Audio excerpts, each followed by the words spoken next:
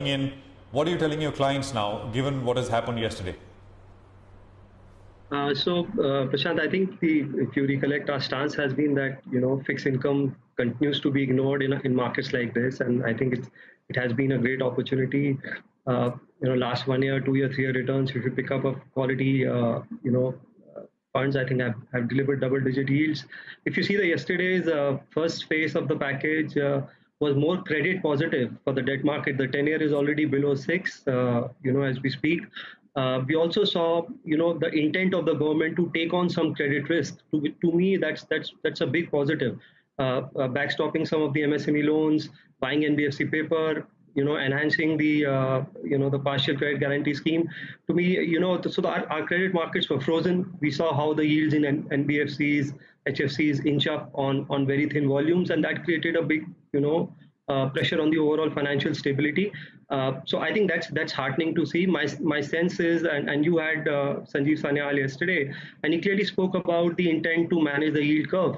So one part of the portfolio, which to my our view is deserves attention, is continue to be positive on fixed income space. The shorter end is more constructive because that's more liquidity driven than macro driven or inflation driven, unlike the long end of the yield curve. So continue to focus there. Keep looking at some opportunities. I think the second leg would be important in terms of deeper reforms. One trouble spot has been financials.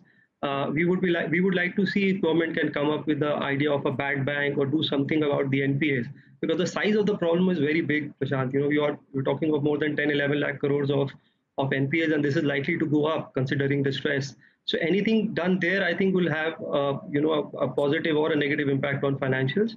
And going by yesterday, I think with government willing to take on some credit risk, to me, I'm beginning to get a little more constructive on financials.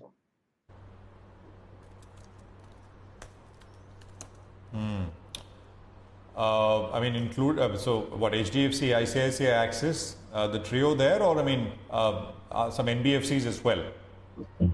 So, Prashant, we've divided it into two parts. One where the impact has been more moderate. You clearly pointed out the names. Even Kotak, for example, yesterday, if you see the results, I think the NIMs were best ever. I mean, it's the highest in the industry. Their CASA ratio has hit 56%. If you consider the loan book, that's about 2.2 lakh crores. All the subsidiaries, doing well. The life insurance now, the embedded value is about a little less than 8,500 crores. The MC business, continues to do very well. I think Kotak would be in top 3, 4. The way they have managed things better related to other AMCs. The security business, they have about 9-10% market share. So I'm thinking if you add everything, if you look at and you have a great person who's in charge, I think that's another good private bank to look at. So I think the private banks would be first to look at. Corporate banks, though, give you 0.4, 0.5 book value. And the valuations are clearly very, very attractive. But as I said, the key trigger for there would be the NPA resolutions and deeper reforms. A bad bank, what they do with the restructuring of the loans, I think that would be more critical. NBFCs, I think with some lag, I think you will see the differentiation coming in. I always think Bajaj Finance is a consumption stock in financials.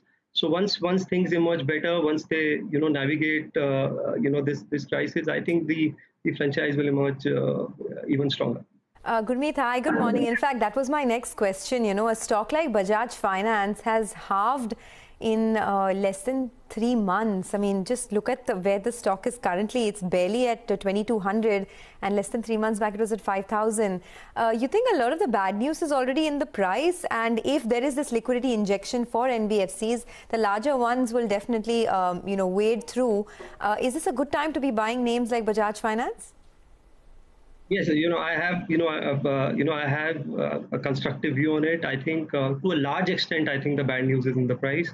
But mind you, it's still around 3 times book value. So if you do the liability side breakup, you will get a little more comfort. Their CPs are around 2,000 crores. They have cash about 15,000 crores. If you see their deposit, the average tenure is a little upwards of 3 years. Again, the percentage of retail deposits is a little more over 70%. They have been able to access the market even in these trying times. Their access to market is easy. They can roll over. So that gives you a lot of comfort. So once the low ticket discretionary spend picks up, my sense is you will see more relaxation. There is a lot of pent-up demands for electronics, for a lot of other low-ticket discretionary spends. I think it will pick up, but it has to be a little more longer haul. The risk reward is attractive, but you should be prepared to buy, if you see more dips coming your way. Okay, I think the street is also penciling in some more rise in delinquencies before things pick up, because despite the stimulus measures being announced, today the only pocket that's looking up is FMCG. So, names like Nestle, Britannia, HUL, all doing well today. In this pocket, despite valuations being frothy, do you think that there's still some more to go on the upside? Although the lockdown has eased, people's spending preferences have changed. Now it's moved more towards staples. So names like Nestle have done exceptionally well in terms of earnings. What are your thoughts here, and what would your top picks be? See, FMCG, you have to be very selective on the overall product portfolio. Not all segments are doing well. We saw Godrej Consumer, even struggling with their value segment, including hair color and soap segment. So I think the distribution reach becomes very important. I come from a distribution background with 3 decades of FMCG distribution. What a lot of good guys are doing is working very hard on their reach. So look at something like a Dabur, very diversified portfolio. You have, supplements, you have hair care, you have personal care, so it's a very, there is a juice segment. The Real Juice is amongst the top 3 brands in terms of turnover. So you have to look at the portfolio more closely. Anybody which has a higher share on, cosmetics, skin care, hair oil, I think that's where the impact has been quite big. On soap and disinfectants, on processed foods, on OTC supplements, the going has been relatively better. And I think things are becoming better in terms of reach as we, every passing day. So our preferred choices there is Varun Beverages. I think they've done even well in Q3 when it was a seasonally weak quarter. Very good product mix in terms of both juices and carbonated drinks. Dabur looks pretty attractive. Even Britannia, I think, despite the run up, 80-85% is biscuits. The other 12-13% is your rusk, cakes, and milk products. So the product portfolio there looks far better to take on these challenging times. So Britannia, Dabur, and Varun Beverages for us in the FMCG.